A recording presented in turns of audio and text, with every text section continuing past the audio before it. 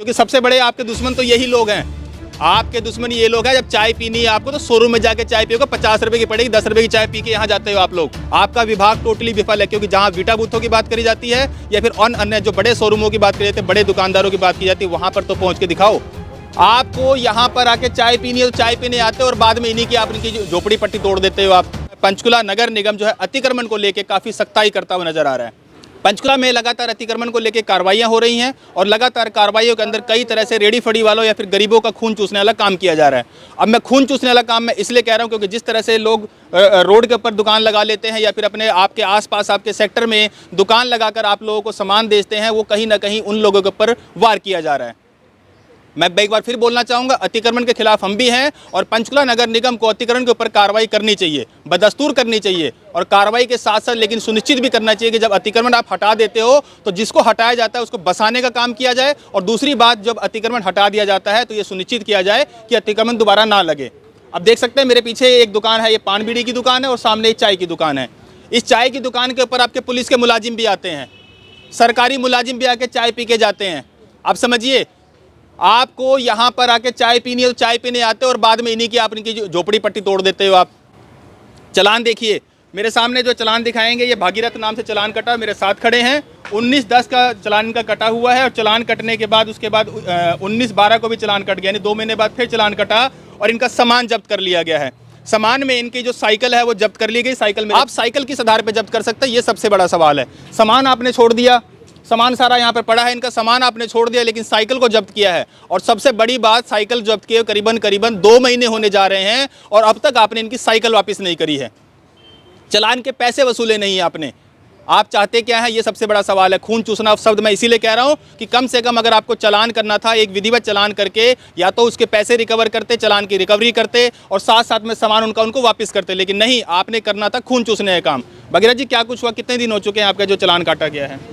ये उसमें तारीख लिखी हुई है। हाँ, 19/12 का है, 19/10 का है। सामान आपका अभी तक वापस नहीं किया है? नहीं, साइकिल ले गए, मेरा वैसा कोई सामान नहीं। खाली साइकिल लेके गए? साइकिल ले गए। तो क्या कहते हैं, जिस तरह से लगातार कार्रवाई हो रही है, क्या कहना चाहोगे, अब अपील क्या करना हम तो ये कहना चाहते हैं कि हमसे जो जायज पैसे बनते हैं वो ले लें हमसे, या हमारे को जैसे जगह दे रहे हैं तो हमारे को वो जगह दे दे, हम उसको भी तैयार है। सेक्टर 11 में वेंडिंग जोन बना तो हुआ है? नहीं तो हमारे को कहाँ मिल गया, अब किस किस को दे दी हमें क्या पता। कब से दुकानदारी कर रहे हो आप यहाँ? मेरे को तो हो गए 20-22 साल हो गए मेरे को तो। मतलब 20-22 साल से ये व्यक्ति यहाँ पर दुकान लगा रहे हैं और ये सेक्टर 11 का जो शोरूम है उस शोरूमों के बैक साइड में पार्किंग है और उस पार्किंग में ये दुकान लगाते हैं। लेकिन कहीं ना कहीं अत्याचार की बात करी जाए तो नगर निगम पंचकुला लगातार अत्याचार करता हुआ नजर आ रहा है। अत्याचार शब्द मैं दोबारा फिर बोलूंगा आपको कि अत्याचार सिर्फ इसीलिए कहा जा रहा है, क्यों? क्योंकि लगातार 1 चलान, 2 चलान, 3 चलान, चलानों की आप लिस्ट लगा देते हैं, चलान लगातार काट देते हैं आप, लेकिन उसके बाद कार्रवाई की बात आती है तो कार्रवाई करने में आप विफल नजर आ रहे हैं। आपका विभाग टोटली विफल है, क्योंकि जहां वीटा बूथों की बात करी जाती है या फिर अन्य जो बड़े शोरूमों की बात करी जाती है, बड़े दुकानदारों की बात की जाती है, वहां पर तो पहुंच के दिखाओ।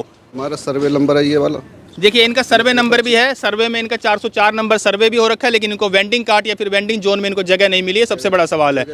आपका सिलेंडर भी उठा के लेके गए भाई साहब? क्या नाम है आपका? करमराज। करमराज जी, आपके यहाँ पुलिस वाले आके चाय नहीं पीते हैं क्या? आते हैं, पीते हैं, लेकिन सरकारी मुलाजिम आते हैं चाय पीते हैं? आते पी के पैसे दे के जाते। देखिए आते नहीं, मैं वो बात नहीं कह रहा हूँ। सरकारी मुलाजिम भी इनके यहाँ के चाय पी के जाते हैं, पुलिस वाले भी इनके यहाँ चाय पी के जाते हैं, लेकिन पुलिस वालों की नज़रों में और सरकारी विभाग की नज़रों में ये लोग आतंकवादी हैं। आपके दुश्मन ये लोग हैं। जब चाय पीनी है आपको तो शोरूम में जाके चाय पियोगे, 50 रुपए की पड़ेगी, 10 रुपए की चाय पी के यहाँ जाते हो आप लोग। और आपके सरकारी मुलाजिम भी यहाँ पे चाय पी के जाते हैं और उसके बाद आपने इसका सिलेंडर उठा लिया है। सिलेंडर को उठाए हुए 2 महीने हो चुके हैं साहब, 2 महीने, और आपने अब तक सिलेंडर वापस नहीं किया। ये सबसे बड़ा सवाल है। कितने दिन हो गए सिलेंडर को? हाँ, 2 महीने हो गया सर।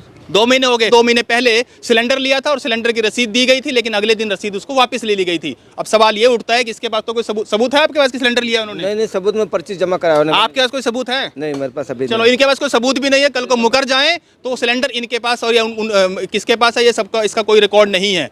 नगर निगम पंचकुला है ये, और नगर निगम के अधिकारी आपको ध्यान देना चाहिए कि जिस तरह से ये लोग लगातार यहाँ पर रेडी फड़ी लगा रहे हैं या फिर जिस तरह से काम कर रहे हैं, कहीं ना कहीं सरकारी मुलाजिम भी यहाँ पर आके चाय पी के जाते हैं, सरकारी मुलाजिम यहाँ पर आके खाना खा के जाते हैं, और लेकिन आप लोग इनके ऊपर कार्रवाई करो। लगातार मैंने कितनी बार बोला है, अतिक्रमण के खिलाफ जो है कार्रवाई करनी है तो यथावत अतिक्रमण के ऊपर कार्रवाई कीजिए।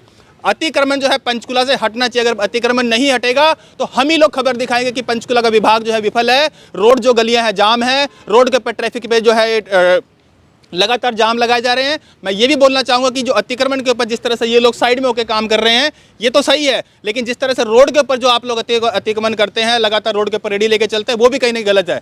मैं उनके खिलाफ जरूर हूँ, क्योंकि रोड वो जाम करते हैं, रोड में एक्सीडेंट होता है, लेकिन ये लोग तो आराम से एक तरफ बैठ के अपना काम कर रहे हैं। इसको क्यों नहीं काम करने दिया जा रहा है जी? ये लोग तो पैसे देने को भी तैयार हैं आपको। पैसे ले लो इनसे, आप किराया ले लो इनसे। आप जो हर महीने आप ले रहे हो किराया इनसे, वो भी किराया समझ रहे हैं ये, क्योंकि चलान आप हर महीने करते हो। चलान ऐसा कोई महीना जिस चलान ना करते हो। और फिलहाल ऐसे ऐसे लोगों का, जिस तरह से गरीब लोग जो है अपनी दाल रोटी चलाने को मजबूर हैं, उनको चोरी चकारी करने के लिए मजबूर ना किया जाए, क्योंकि बच्चे तो पेट के, जो उनका पेट का सवाल है, और सबसे बड़ी बात बच्चों का पालन पोषण भी करना है, बच्चों की फीस भी है, बच्चों के और भी खर्चे हैं, और परिवार को चलाना जो है, कम से कम उनको जो आर्थिक मदद है वो करने की बजाय आप लोग इनको, जो गरीब आदमी है, दाल रोटी जो अपनी कमा खा रहे हैं, उनको खा लेने दीजिए। धन्यवाद।